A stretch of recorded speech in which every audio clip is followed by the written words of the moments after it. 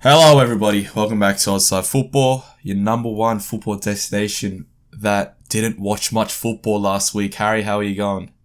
Yeah, welcome everyone. Welcome. We didn't end up watching much football. For people that are listening, we're from Australia, specifically Penrith, specifically the 27 postcode Yes. area, which means our town area was represented on the weekend by the Penrith Panthers in the rugby league. A massive win. Big dub. Massive win. It was a big dub. For those who don't know, and for those who do know, or if you forgot, last year we lost to the Melbourne Storm. This year we lost in the first week of the finals to the Bunnies. Second week of the finals, we scraped Parramatta. Third week of the finals, we scraped Melbourne. Fourth week, we end up winning the grand final against all odds. Yes. All commentary had us written off, as they like to do with Western Sydney. Always. This is what people don't realise, and what I tried to express on the Hellos pages was Penrith playing is not about Penrith Panthers as a club. Whilst it is how they are run is similar to, how would I say it? It's similar to like a Leverkusen at a very high level, just not winning as much as other teams. It's like it represents Western Sydney. It represents like a more pure side of football. It represents like the home of rugby league, and it represents like the battler spirit, which Penrith showed more than anything. So, yeah, it was a massive win. And for that, Jaden and I, honestly, we didn't get to watch much football. I did watch a few games, though, and I would like to talk about them. All right, well, do you want to talk about one of those games that you watched? Yeah, sure. I'm going to go to La Liga straight away. I'm not even going to shy away from it. I watched Espanyol beat Real Madrid. I, personally, have said it many times, anytime Carlo Ancelotti fails, I'm happy. So... yeah, sure. Why not? I can't. Yeah, I hate the bloke too. Thing about La Liga at the moment is Espanyol sitting in 13th. Surprisingly, behind them is Celta Vigo, who have Iago Aspas, for those who don't know, but also Getafe. So bear in mind, people, we're 8 weeks in, and Getafe have a point. Yeah, right. Which is not good. And they've done relatively well in recent times. But Villarreal are sitting in 11th. Like, they're not doing anything crazy. Betis is sitting in 10th, Barcelona in 9th. To be fair, Barcelona have only played 7 games, so if they win, they can still go into 4th, which is... oh, no. They can still go into 4th with Sevilla 5th. But, yeah, look, Real Madrid lost to Espanyol on the weekend. Espanyol... look, I'll say this. Benzema is one of the best players in the world at the moment, that's for sure. Yeah, 100%. Everyone around him's just not doing their job. Yep. His output's stupid. It just is. And it's crazy. He's still doing it. He's been doing it every year. Yeah, it's crazy. It always makes me think, if Ronnie wasn't there, would he have been better or worse? It's always something I think about. Yeah, right. They call the man RDT. His name's Raul de Thomas for Espanyol. He's actually scored a few goals against big clubs. I believe he scored against Atletico as well. And he's got a few other goals this season. So, yeah, he's doing well up front for Espanyol. Good on them. Sociedad are sitting pretty at the top as well. And surprisingly enough, Getafe got their first point against Sociedad on the weekend. So, did you see... yeah. Wait, are you done? I was going to say, did you see the Luis Suarez celebration? Yes. That was... yes. I quite like that. I like it when people get petty. Yeah, for those who don't know, last year Ronald Koeman picked up the phone when he was at Barcelona. He said, "Hey, Luis, you're not wanted here. You're too old. We're getting rid of you." Luis Suarez does. Whether you hate him or love him, he's one of the best strikers in the world. He picks up the phone. He calls Diego Simeone. "Hey, I'm free." Diego Simeone says, "Yeah, come to Madrid." Blah, blah, blah. Hey. Gets signed off. Luis Suarez, La Liga champion, next to João Felix, next to Joaquin Correa.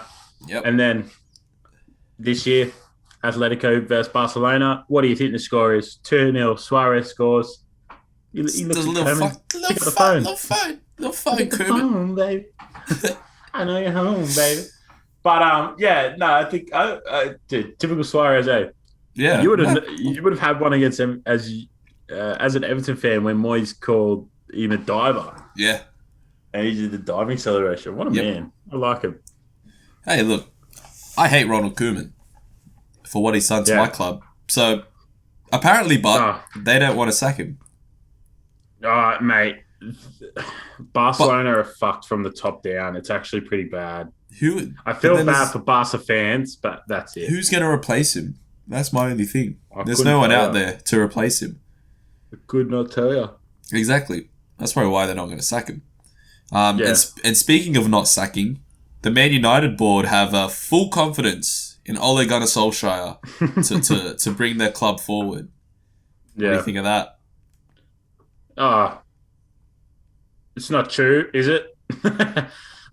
It's I just don't know. not true.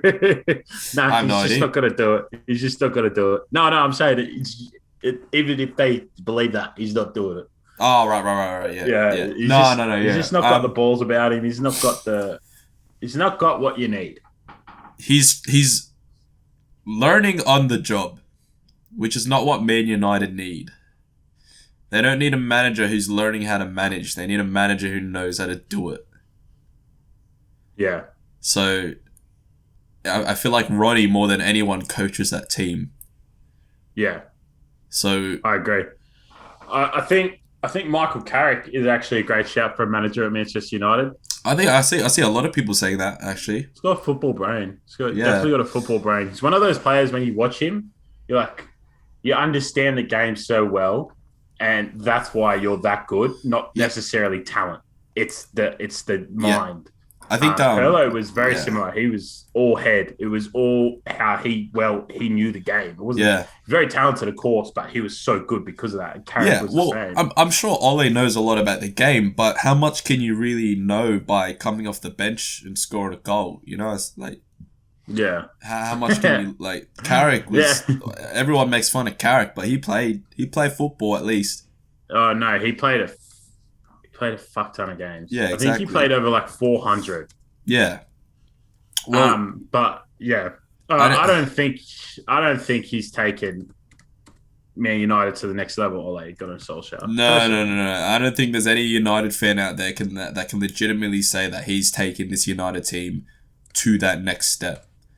Yeah. Because it's crazy, right? You look at that bench that they had on the weekend. There was 400 mil on the bench. There was Ron, Sancho, Van de Beek, Pogba. Like, you can't say it's for a lack of investment. And I think for a long time, Man United fans were like, "Oh, the Glazers are just doing this to the club. They're taking all this money out." But they brought you Ron, Sancho, Varane. Like, what else do you want? You need a better coach in order to have these players do something. But then again, it's the case of who do you bring in? Who's out there that's going to make Man United better? Is Conte? I don't think Conte would, because Conte would need a whole new set of players to fit the way he wants to play. Yeah. I don't know who you bring into Man United to make. I think Carrick, man. Well, yeah, that's the only other option. You don't bring someone in that's already established. You bring someone that's been there. Yeah. I think Ole would be a good manager for not Man United. I don't think he's all that. Maybe I wouldn't say Man United, right? Couldn't do it with Cardiff, bro. Couldn't do it with Mulder. I was gonna say a lower league side. You couldn't do it with Cardiff at the end of the day. Like, say what you want. You couldn't do it with Cardiff. But for some reason, Glaziers trust him with Ronaldo and Bruno Fernandes. It's crazy. Well, that's it. It's crazy, right? Because the players that Ole's had have dragged him out the mud. Yeah. I don't think it's the other way around. This is where we should give some praise to Mikel Arteta, because his players are not Rafael Varane, Jaden Sancho, Cristiano Ronaldo, Bruno Fernandes. That's not his players. And I think, fair enough, Mikel, you're doing all right this year. I think the backline's like 22, 23, 23, and 24 or 25. Yeah, Very young team. A few people have asked me, like, what do you think of Arsenal? I'm like, oh, dude, I'm chilling. It is what it is. Every week's just another week. Top 10 finish is sweet because we're so young. In 3 or 4 years, I'll expect different. In 3 or 4 years, I'll actually expect the Premier League. Like, if we keep that back line, because if they're 23, 24 now, they're 27, 28, they should be at that level. But, like, yeah, it's just, I don't know. When you look at Ole and who he's got and who he puts out every week compared to, like, other managers, like even Nuno and, you know, some of these other big club managers, you're like, how are you not Like, how are you losing to West Ham, Villa, and Young Boys in the space of a week or two? Yep. Exactly. And without Ronaldo, you hardly scrape some fucking results this year. Yep. That's it. Like, yeah, I don't think he's all that. Well, even with Ronaldo on the pitch, I would argue Everton looked like winning. I said Everton dropped 3 points. I said Everton dropped 2 points. Yeah. I honestly, like, watching your stream, and I went home and watched it. I was like, Everton dropped points here. Tom Davies. Yeah. Should be upset with yourself, fella. Yeah. Well, that's what I think. Yeah, respectfully. So, even with Ronaldo, Sancho, Pogba on the pitch, we dropped 2 points. And that's not down to them being shit players. That's down to the way they're set up. Being like, how are you being bogged down by a team that is so lackluster in strikers? We have Salomon Rondon up top. And you're telling me that you're struggling? I would look at Salomon Rondon and think that's easy. We're locking that guy down easily. Yeah. Big Salomon, he gets in there, I'll tell you that much. Yeah. Well, I mean, with the players that they've got, you'd think far out. That backline's quite expensive. Let's lock down a free transferred Salomon Rondon from China. China. I honestly, I think you guys, if you won, you guys go into first. Yeah, we would have been top. Joint first. Because of goal difference. I'm looking at it now. And United actually dropped down to 6th and Brighton move up to 5th. Blah, blah, blah, blah. Let's stay on a Premier League topic. Everton, first of all. Well done. Big Salomon. Alex Salomon and Big Rafa. Abdoulaye Doucouré. He's a fucking god. Yeah, you're a god amongst men. He's a god amongst men. You'll go down as a hero card on FIFA at this rate. He's fucking, man. He's doing well. He's doing very well. Andros Townsend. 7 goal contributions in 8 games. He's scored more goals so far this season than he has in the past 2 seasons at Crystal Palace. He's doing something. I don't know what's going on at Everton, but someone's doing something. And I think that's Rafa Benitez. All right. He's doing something. We need to talk about Watford as well. Yeah, we do need to talk about Watford, but let's talk about Southampton. Okay. Southampton, for those who don't know, are sitting 1 point above relegation zone. They're on 4 points. They always do it, but they always do this. This is where their 4 points have come from. A draw away at Newcastle, at home against United and West Ham, and away at City. But they're still a point above relegation. Like, what the fuck are they doing? They always do it. They're always there and about at relegation, and then Hasenhüttl has a cry or something, and then they rally together, and then they're there, and then they're good. What happened to the Southampton of 2015, 16, 17, where they had all these great young players coming through, and then they do again. To be fair, Livramento, I think, is pretty good. Yeah, but back in the day when it was Mane was there, and it was Van Dijk was there, and it was just great, and they were challenging for Europe, and now they're on 4 points. To be fair, I think with the budget they have, they do very well to stay up consistently. I don't think Hasenhüttl's all that. I think he is. If you take a team that lost 9-0 and save them from relegation, I think that's pretty impressive. But they've done the 9-0 twice. Yeah, but that's true. But I feel like saving that team from relegation when he arrived was pretty fucked up. But at the bottom of the table, I think Norwich is almost guaranteed relegation. Oh, they're fucked. I know it's early, but 1 point from 7 games. Yeah, you can't have 1 point from 7. The reason why I say that is because, sorry to interrupt, but Newcastle and Burnley are on 3 in the relegation zone. But if they win, they simply enter the 16th, 15th, 14th spot. That is accompanied by Palace, actually, which is surprising me. But yeah. So, yeah. You need 40 points at the end of the season to be safe. Where's 40 points where's 39 points gonna come from Norwich? 39 is the magic number, isn't it? Yeah, where's that coming from? Yeah. I don't see where it's coming from. And if I was a Norwich fan, I'd be pissed off. Because what is my club doing being happy by just being a yo-yo club? They come up, They go down, they come back again, get that Premier League money, go back down, just knowing that they're financially secure. I'd be pissed off. I understand what you're saying. I do. But as a Norwich fan, I think the other perspective you should have is you're not going to do a QPR. Yeah, I do. QPR broke the bank trying to come up. And we say it, bro. We say it all the time. Break the bank trying to come up. Like Sheffield did it last year. Even Villa did it a couple of years ago. Yeah, they stayed 8th and they're like, "Oi, let's just sign like Sanderberg for 20 mil, Ollie McBurney and Ryan Brewster for stupid fucking money they were never worth, respectfully." And then like you go Sheffield get relegated and then they're like, "Fuck, we need to sell." Whereas Norwich get relegated, they're like, "We need to sell a thing." And come due time, Norwich will stay. Come due time. They actually, if you think about it, like their team that they have will stay up in due time. Like Josh Sargent, Chizolis, the left back as well, Kabak. Like I think there's a lot like of Max Aarons. Like I think there's a lot that will stay. Todd Cantwell. Like they are Premier League level players.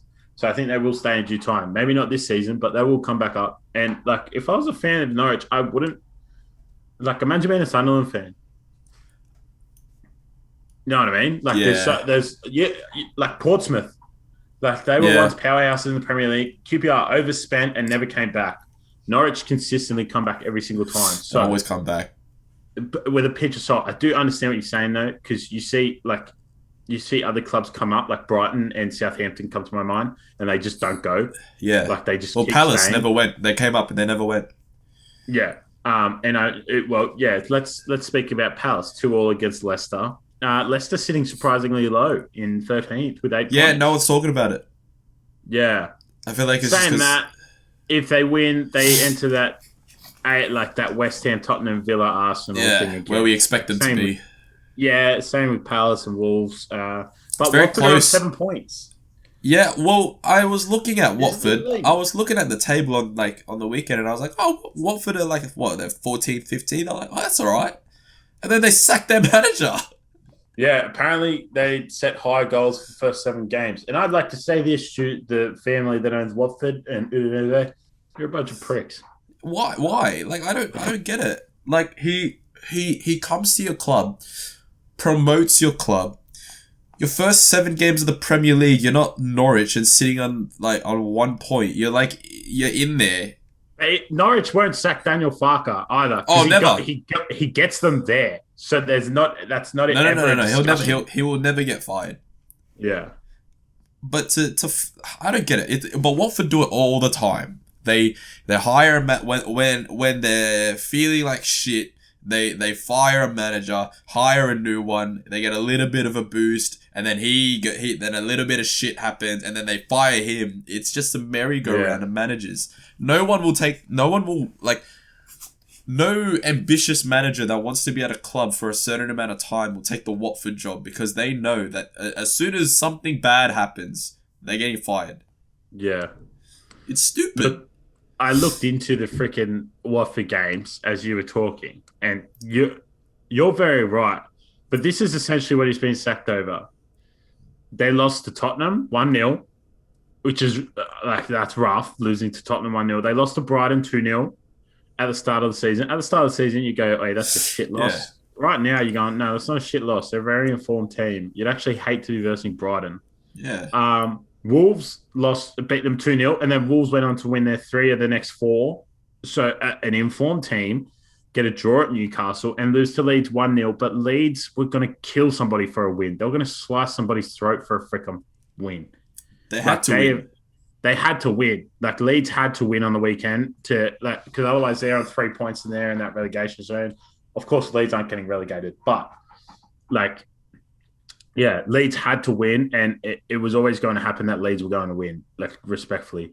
But 7, if you put it this way, right? You just said the number 39. They're on 7 points from 7 games. If they could easily continue, they would still be safe at 38-39. They could easily beat other teams.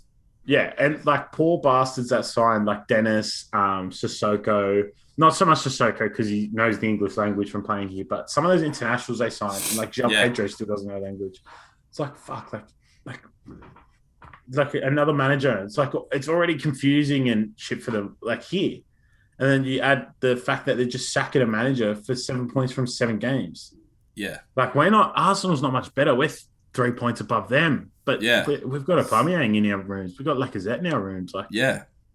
yeah, I don't know. I don't know, but cycling GK, I'm keen to watch what he's going to put out this week. Oh yeah, for sure. But I don't get it, and I don't know. It doesn't make sense. You guys gonna run into managers. Who you gonna? I feel like the only person that can come to mind that would take that job would be Sam Allardyce, because he knows he's not gonna be there for long. He knows the bloke gets hired and then gets fired. Yeah, he loves it. Big Sam loves that game. He loves it. He loves getting hired and fired. It's in his blood. Yeah. Gets hired, gets fired. It gets a payout. Yeah. It gets a nice payout at the end of it. He gets to play football manager for a little bit. I think it was Mourinho or Conte when they got sacked from Chelsea. Still got paid for 5 years after it. But it didn't matter because what they won, paid for it. But yeah, Watford got Liverpool this weekend, then Everton, then Southampton, then Arsenal, United, Leicester, Chelsea, City. What they are doing sacking a manager right now, I could not tell you. I could not tell you. You can't like that run of games. Realistically, Southampton's the only game they should be winning. Yeah, I know. Yeah, it could be. It could end badly here with the new manager coming in. They could not win any of those games. Yeah, because you've got to put your style, you got to put your philosophy, the way you want to play into those players in a 2-week international break. Yeah. And then come back to face Liverpool? Like, there's no way. Yeah. Yeah, the next game's 10 days away, so yeah, it should be interesting. Yeah, Jesus Christ. Yeah, credit where credit's due. At least they gave it's the first day of the international break, they got rid of him. Like, that's somewhat smart, but it's still stupid. It's so dumb. So dumb. Yeah. But it is what it is. Let's go to where the Watford owners own another club. Yes, I was going to say. Motherland. Yeah. All right. For those who don't know, Fiorentina lost. Okay. Shock. Yeah. Bully me. Whatever. Right. So we lost to Napoli. Right. Which isn't bad. No, it's not. This is the other thing, but we sit in 5th on 12 points. And then 4th is 15th for like 15 points. And then behind us is Lazio, Juve, Atalanta, Bologna, all on 11 points. And we've got a minus goal difference. And you can just tell they're just waiting to fucking eat us up and send us down to 10th. So I'm waiting for that to happen. But look, to be honest, Roma are surprising me. Napoli are surprising me. But I don't know, man. I feel like this year, people don't know this. Cagliari are on 3 points. That's it. It's the teams you're not expecting. Yeah, and Spezia, Venezia, and Salernitana are the ones that follow them. But Genoa and Sampdoria and Sassuolo are very close in that group. It's very tight at the start of the year. I still think Torino are going to get relegated. I just don't see them winning many games. But we played Napoli, and as Fiorentina always does, we lose by 1 to the big teams, like just by 1. If we don't beat them, it's not a draw. We lose by 1. But on the other hand, Bologna beat Lazio 3-0. Yeah, right. Our man, Arthur Theate, yes, who we mentioned on the last day, he scored again. And Aaron Hickey, who's a Scottish left back, who is right-footed. Yeah, he scored 2 goals, I think. He's got 2 goals. Yeah, he's got 2 goals this year. He does. He scored a few weeks ago. I know that. Yeah. So yeah, Aaron Hickey, Scottish midfielder, plays left back, or he actually slots into the midfield for Bologna. He's a baller. And the poor bastard being a Scottish left back, but I feel like he'll play midfield in that Scottish national team. So yeah, Scotland look good, I reckon. Scotland are actually looking quite good with a few of the players they've got overseas and out of their domestic leagues. So yeah, Lazio losing 3-0. That's never good. Roma being Empoli again. Roma 18 shots to 65% possession. 620 passes. Pellegrini and Mkhitaryan scoring.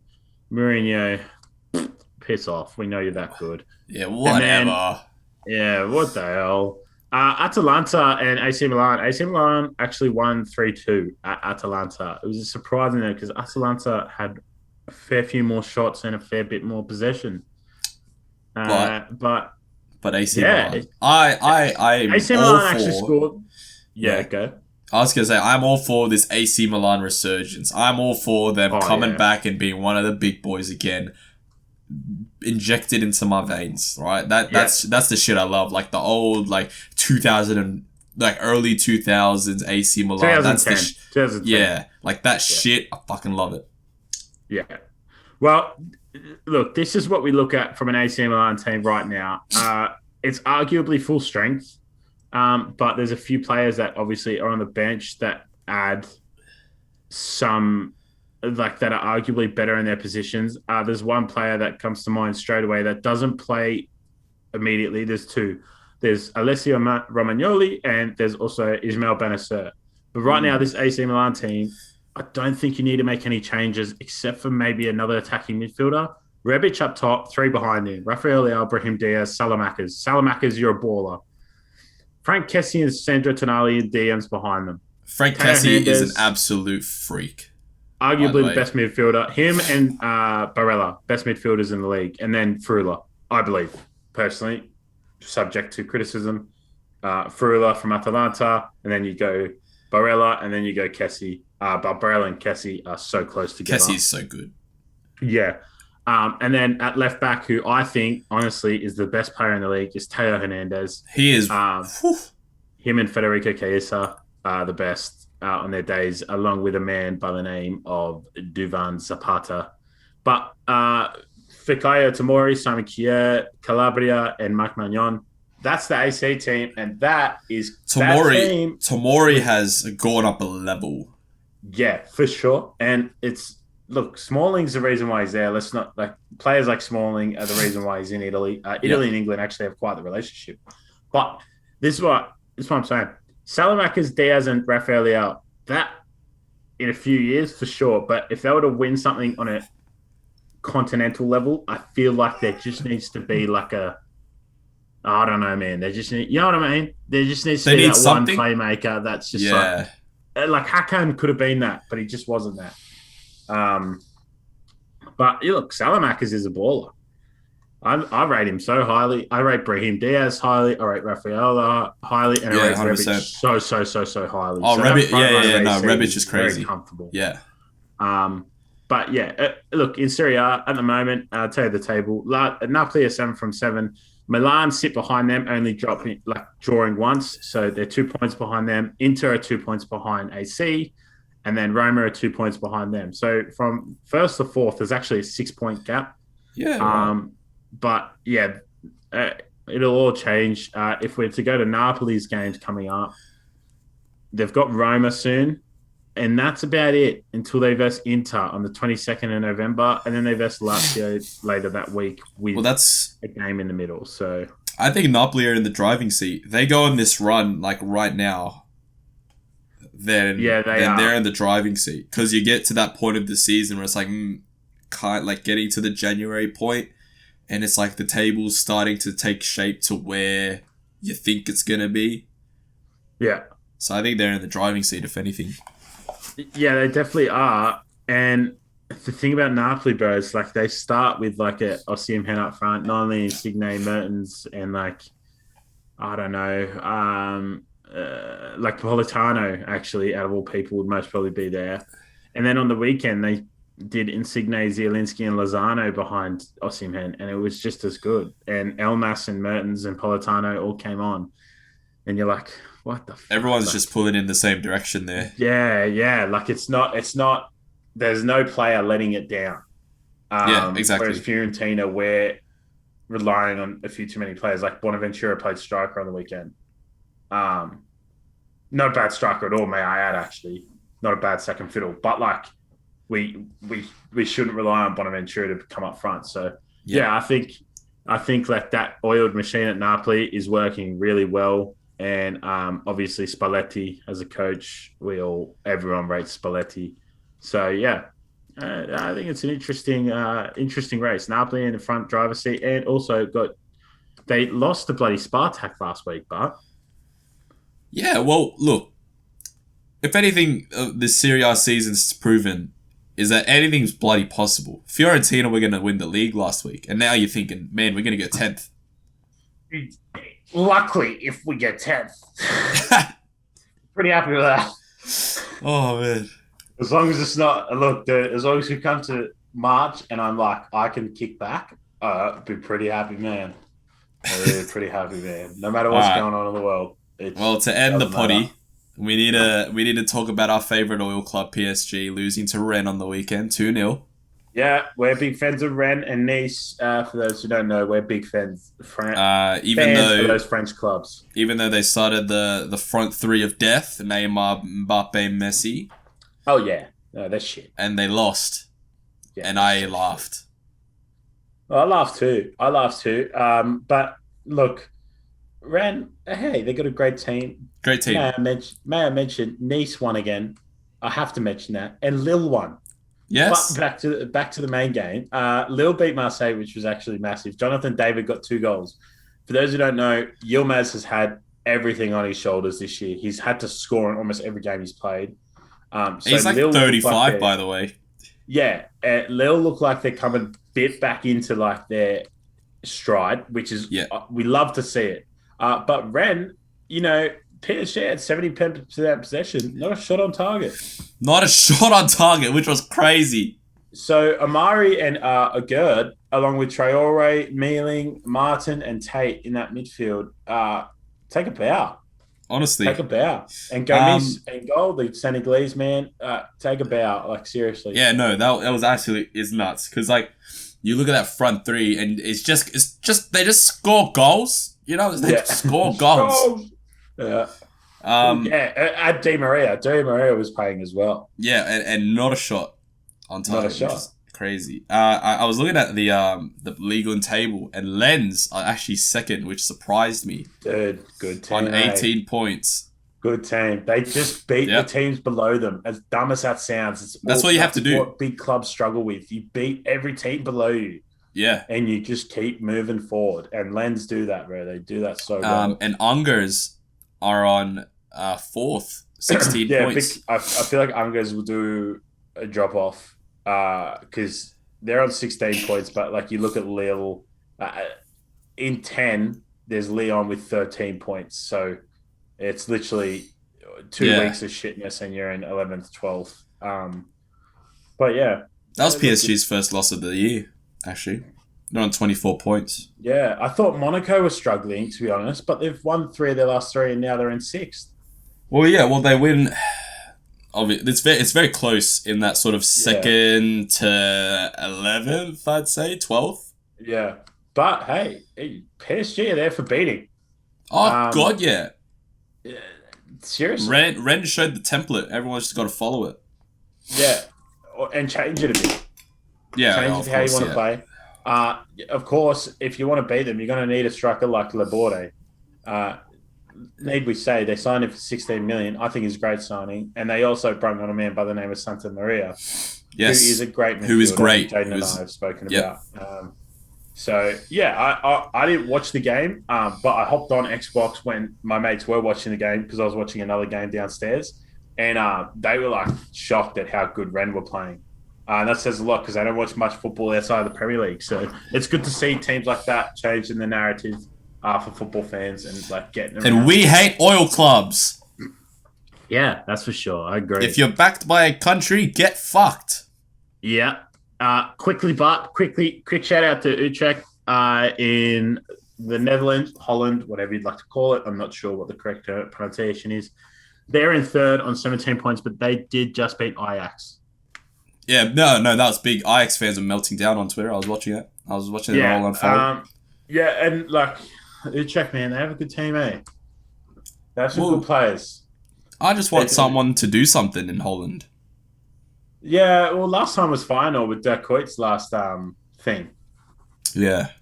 But they've got, like, when I watched Thing, and I could be wrong, but they got Bart Ramselaar, who was an Arsenal junior, Utrecht. And they just got some other players like Duvikas and Silla and Van der Horn, who played in the lower divisions over in England. But, I think they got Mahi as well. If you play FIFA, you know Mahi. But, I think that was a big win for Utrecht, especially for Dutch football. But PSV are sitting 1 point behind Ajax, people. Yeah, well, that's what I'm saying. I want someone to do something. Yeah, and Feyenoord, they're 4 points behind Ajax with a game in hand, 3 points behind PSV with a game in hand. So Feyenoord win their next game. They take a driver's seat on this stuff. So, well, that just proves as well how good PSV's academy are, because they lost Doniel Malen, they lost Denzel Dumfries, and it's like nothing's changed. Yeah, the team just went strength to strength. That Zahavi Götze lineup I love, man. And shout out, we love Aussie footballers, but not more importantly, just as equally, we are big fans of Kiwis doing bits, because somehow they make it to Europe more often than the bloody Aussies. More often than Aussies. Tiny population. And Ryan Thomas scored on the weekend against Sparta Rotterdam. So big shout out to Ryan Thomas, Kiwi baller. But the PSV lineup, you and I would know a lot of these players.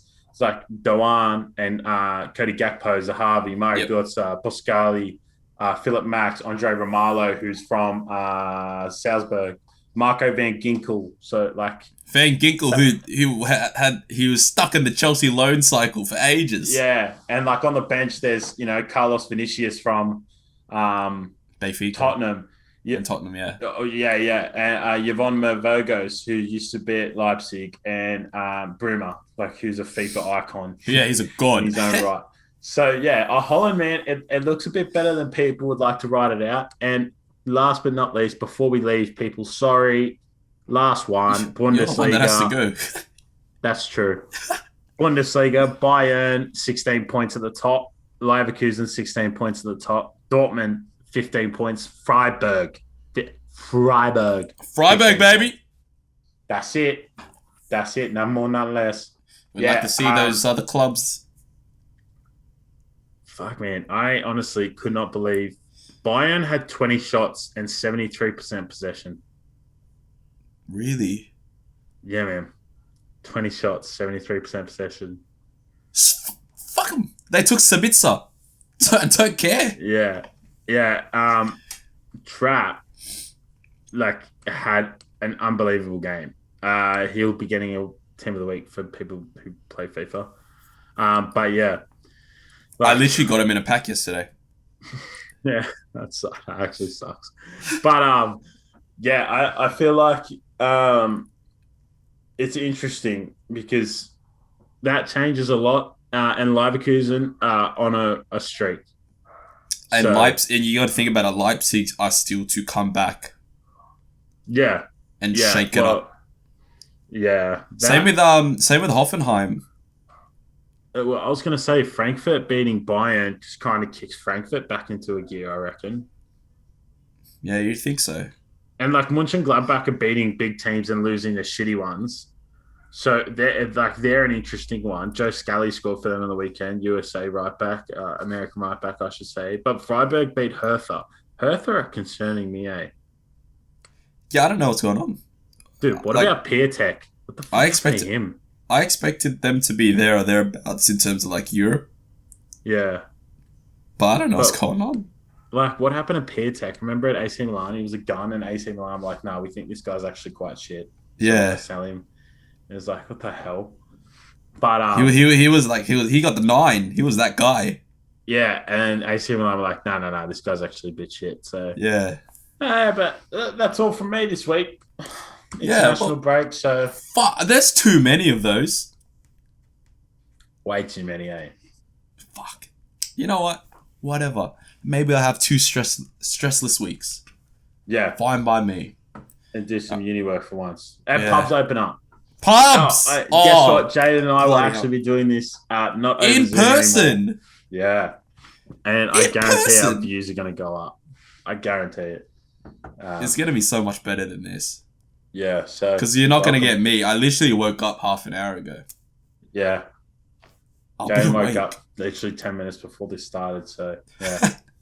We'll be able to do it on a night and we'll be able to kick back and enjoy life. Yes. Yes. And the A-Leagues are coming back earlier than normal. Shout out Daniel Sturridge, arguably the biggest signing in A-League history. Daniel Sturridge. I can't wait for him to come to the Bankwest Stadium just to see him. Yeah, yeah. Just so I can see it. I can't wait, bro. He's gonna score against us, and he's gonna. Yeah, and I'm gonna be like, I couldn't care. Yeah, I'll do it with him. Yeah, it's bigger than the Wanderers, that celebration. 100%. So, yeah, thank you for everyone for watching. Like, comment, subscribe. If you're on Spotify or Apple, I don't even know if this is on Apple, but if it is, rate it. I think it is. On Spotify, follow, download, please. It helps us. Instagram, TikTok, comment, share. Thank you very much. Farewell. Me and Lil J, we Scotty MJ. Bashing the rock, we're here in the fade. Pull up in a whip with 21 bays. Here come the bastards, 21 days. Got you, boy, I know he's a waste. Baby, I know that you want a little taste. I know you want all the bass in your face. Brand new bag and brand new nails. Me and Lil J, we Scotty MJ. Bashing the rock, we're here in the fade. Pull up in a whip with 21 bays. Here come the bastards, 21 days.